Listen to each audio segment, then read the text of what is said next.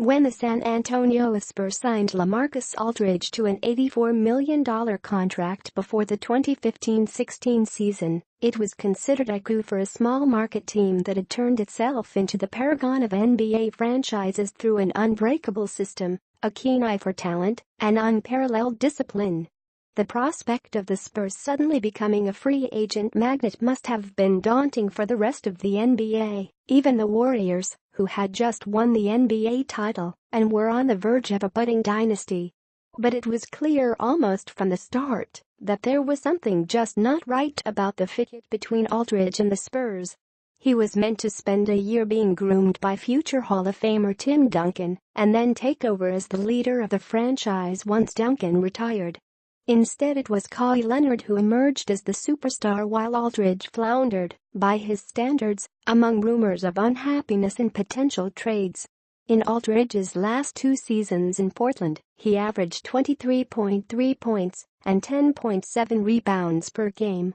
In his 2 seasons so far with the Spurs, those averages have dropped to 17.6 points and 7.9 rebounds. With the decline in production and all the turmoil surrounding Aldridge, it came as a surprise to some when the Spurs signed him to a 3-year, $72.3 million extension which will keep him under contract through the 2020-21 season. It's just the latest in a series of peculiar moves that give the appearance that the Spurs may be lacking direction as the memory of the Duncan, Tony Parker, Manu Ginobili era fades into the distant past. Let's take a quick look at the Spurs' strange offseason. June 28, Chris Paul signs with the Rockets. After the Spurs emerged as a possible suitor for Chris Paul, who was expected to opt out of his contract and become a free agent, Paul instead opted into his contract and was immediately traded to the Houston Rockets. On the surface, Paul appeared to fit into the Spurs system perfectly and could have been a running mate for Kawhi as they tried to dethrone the Warriors.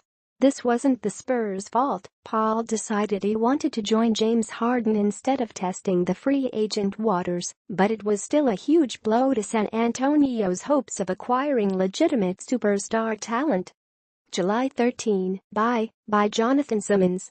Rags to riches NBA story. Jonathan Simmons had been an important role player for the past 2 seasons, but when Leonard went down in Game 1 of the Western Conference Finals, Simmons proved that he could be more than just a 15-minute-per-game defensive stopper.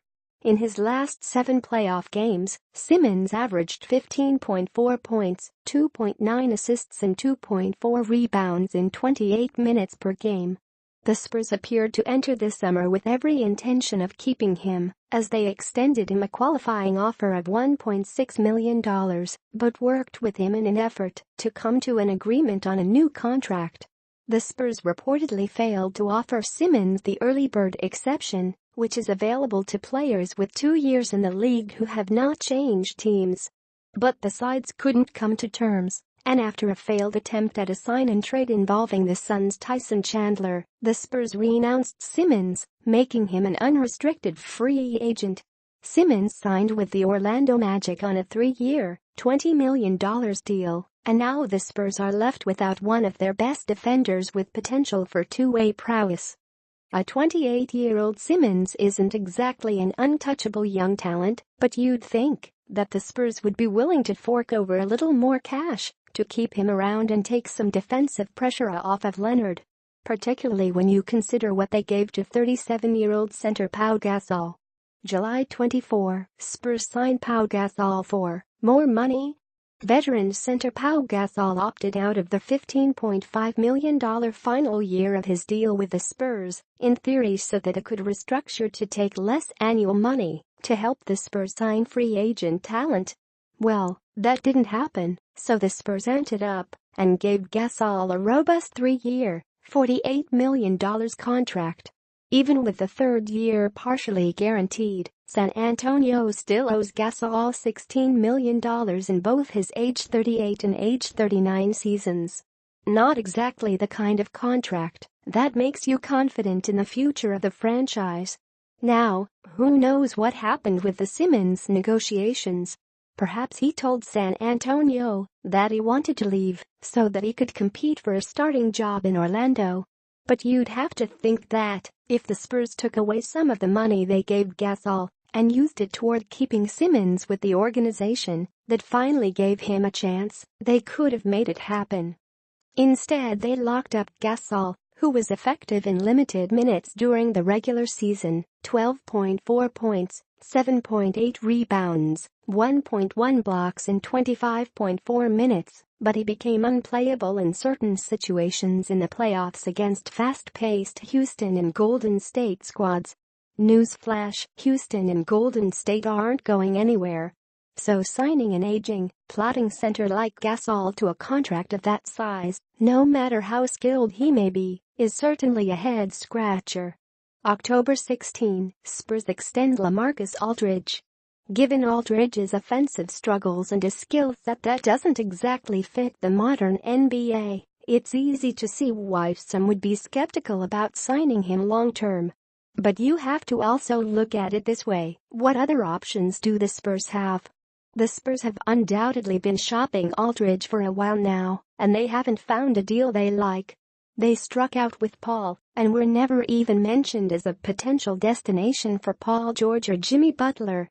While veteran players flock to up-tempo offenses like Houston and Golden State, the Spurs have gone backwards, going from 6th in the NBA in pace back in the 2012-13 season to 27th last season. The rigidity of the system probably isn't appealing to young players. One reason why Aldridge signing there in the first place was a relative surprise. So instead of a free agent like Gordon Hayward, they end up with Rudy Gay coming off of Achilles surgery, hoping to finally sign with a winner. So the Spurs decided to stick with Aldridge, a known commodity who at $25 million per season starting in 2019-20 is probably appropriately compensated. Overlooked over the last 2 seasons has been Aldridge's defense, which was considered a weakness when he was in Portland. Being able to protect the rim while providing the offense that he does is not something easily found, and it's something the Spurs will gladly accept for the next 4 seasons. Conclusion: when all else fails, bet on the Spurs. Ever heard of Occam's razor? The simplest explanation is usually the correct one. In this instance, the simplest explanation, given the Spurs' stellar track record, is that they're somehow outsmarting everyone once again, and we're all going to look like idiots very soon. We can question the moves all we want, but in the end the Spurs are innocent until proven guilty. They've been an A-plus organization for as long as most NBA fans can remember, so they get the benefit of the doubt when they have a summer like this. Maybe Dejounte Murray evolves into the star that will replace Tony Parker.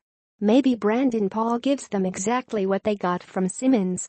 Maybe Rudy Gay's offense is exactly what Aldridge needs to help space the floor and let him operate more effectively out of the post.